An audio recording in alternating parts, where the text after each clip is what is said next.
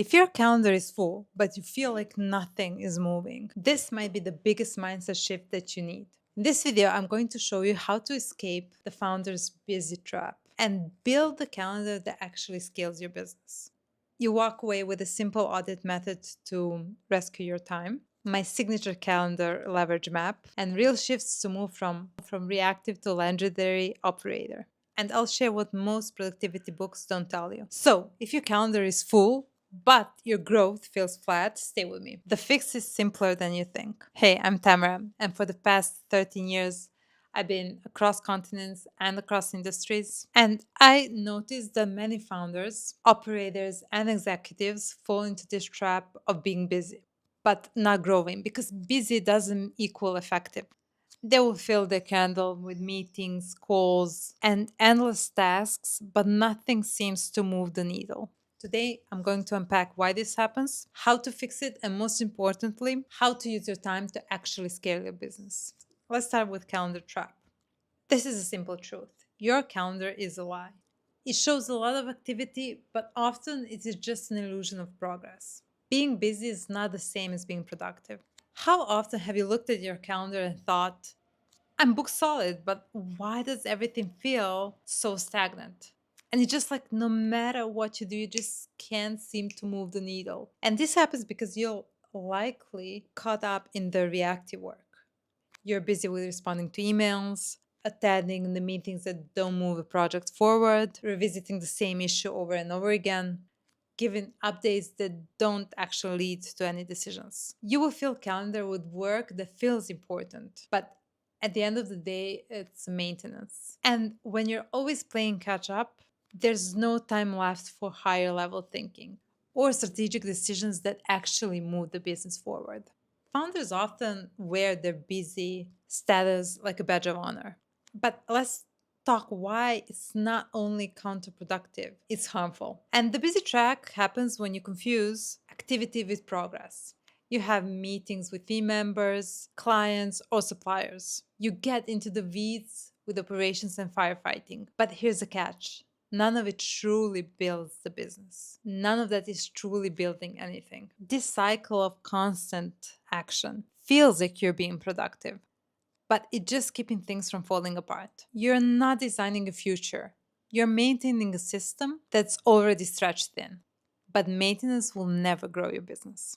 Here's another truth that most founders ignore. If your calendar has no white space, you're not leading, you're reacting. Growth doesn't come from squeezing more into your week. It comes from making space to think deeply, make bold decisions, and build scalable systems. And that never happens on a 30-minute Zoom call. The most effective founders I work with have this one thing in common. They protect their thinking time like a business asset. They audit their weeks and eliminate everything and anything that doesn't align with their top strategic priorities. Because if you don't control your time, your business will control you. And you haven't started this business to be controlled. And why does this happen? It comes down to two main things: lack of clear priorities.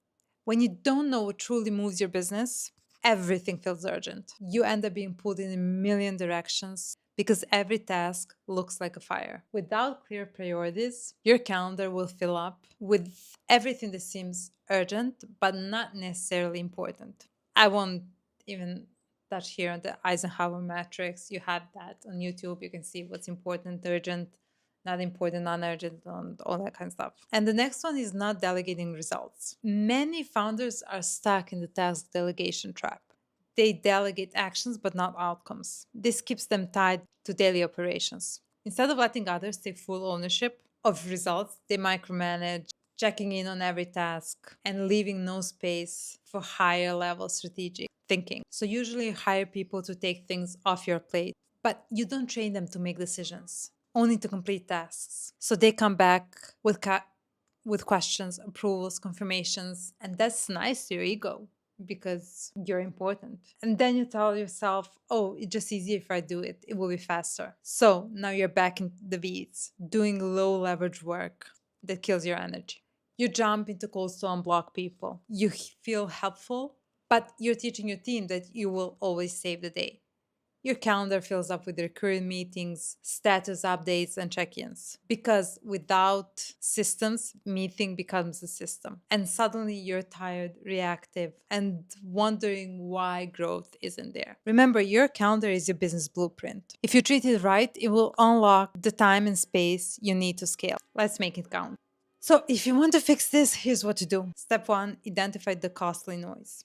Look at your last 2 weeks of meetings and ask yourselves, did this move a project forward? Could this have been solved with a better documentation or a decision making framework? Was I really needed or was I just feeling responsible? Step two, protect your deep work windows. Pick 2 to 3 half days a week with 0 meetings. Use that time for designing systems, strategic decisions, founder only work, vision, product, growth layers, and so on. Step three, delegate outcomes, not just tasks. You're in the meetings because your team can't move without you. Why?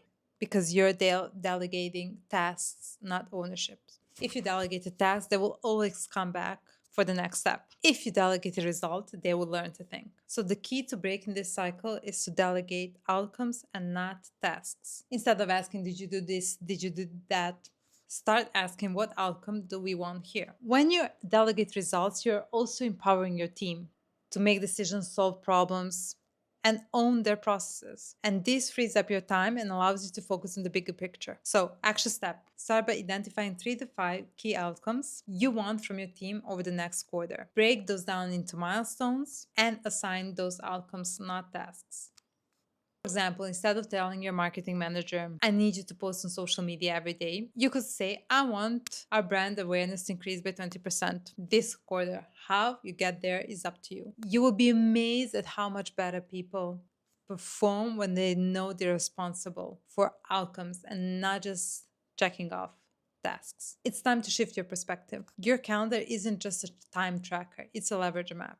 Ask yourself, what on my calendar multiplies results? What creates clarity and alignment? What drains my energy without moving the needle? The way you use your time is the most honest reflection of your business priorities. So, if your calendar is full of low leverage work, guess what's getting built? A low leverage business. You can't scale while being stuck in daily problems. And you can't think clearly when your week is a non stop carousel of noise. Let go of that idea that being in everything is noble. It's not. As your business grows, your job is not to do more, it's to decide better and design better. Your time is your most valuable asset. If you're spending it on low leverage tasks, you're basically stealing from your own future. So let's get into the real fixes. Number one, calendar audit.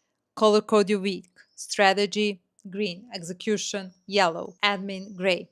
What percentage is green? If it's under 40%, you're reacting, not leading. Look at your calendar for the last 2 weeks. Which meetings or tasks were unnecessary? Which were a waste of time? Number two, meeting elimination formula.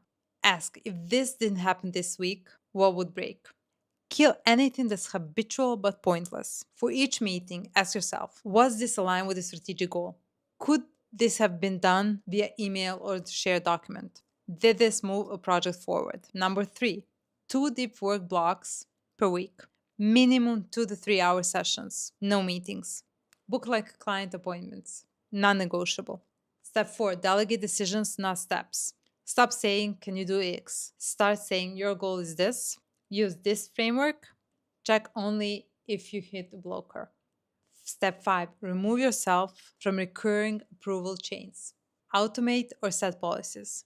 Example, all the shipments under 5K don't need my sign off. And here's where things start to get really interesting. You can systemize your calendar just like you systemize your business process. I hope you systemize your business process. If your calendar feels chaotic, it's because you're not building the business around your time. Start by creating a weekly template. Block out chunks of time based on the type of work you need to do, not the tasks themselves. For example, divide your week into CEO time, vision, and strategy. Team time, delegation and problem solving. Deep work time, creating and innovating. Admin time, checking emails, calls, etc. By scheduling your work this way, you start to protect your time. Each block has a purpose, and you're not overcommitting. You'll find that once you start blocking time intentionally, the meetings that aren't aligned with your goals begin to stand out.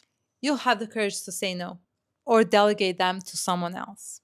You started this business with a vision, and you never imagined that your role will look like managing inboxes, approving banner designs, on 15 calls a day. And the problem isn't you, it's the way the business was built around you. And if you keep building it this way, you'll always be needed in the wrong places. The goal should be to be needed less, not more. What if your real job was clarifying direction, designing decision frameworks, protecting energy for big thinking, coaching the right leaders, not managing everyone? And this is where the shift happens and where real scale begins.